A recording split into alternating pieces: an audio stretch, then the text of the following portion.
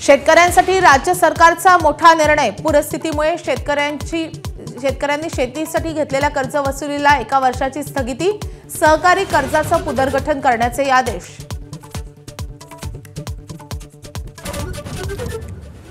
पालघरच्या निवडणूक प्रचारात महायुतीच्या नेत्यांकडून एकमेकांचं वस्त्रहरण।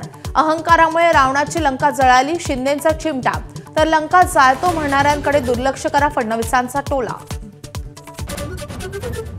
मालवणमध्ये निवडणुकीआधीच भाजपकडून पैसे वाटप। शिंदेंच्या शिवसेनेच्या निलेश राणेंचा आरोप। पोलिसांनी निवडणूक अधिकाऱ्यांसह निलेश राणे भाजप कार्यकर्त्याच्या घरी दाखल। सिंधुदुर्गात भाजप आणि शिवसेनेमध्ये जोरदार धुमशान। भाजप नगराध्यक्षपदाच्या उमेदवार शिल्पा परब यांनी खोटं ओबीसी प्रमाणपत्र जोडलं। निलेश राणेंचा आरोप, तर परब यांचं प्रत्युत्तर। IIT बॉम्बेच्या नावावरून राजकीय कलगीतुरा।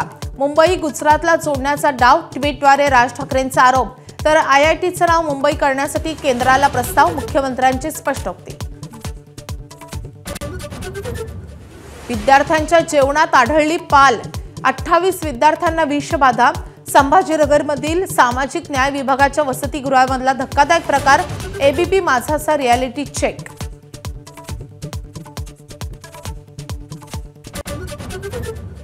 दोन 2030 सालच्या राष्ट्रकुल क्रीडा स्पर्धेचं यजमानपद भारताकडे।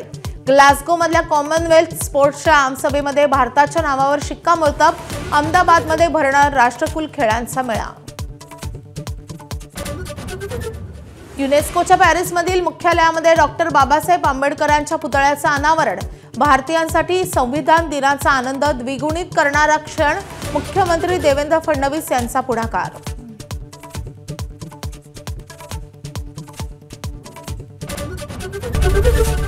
ABP माझा, उघडा डोळे बघा नीट।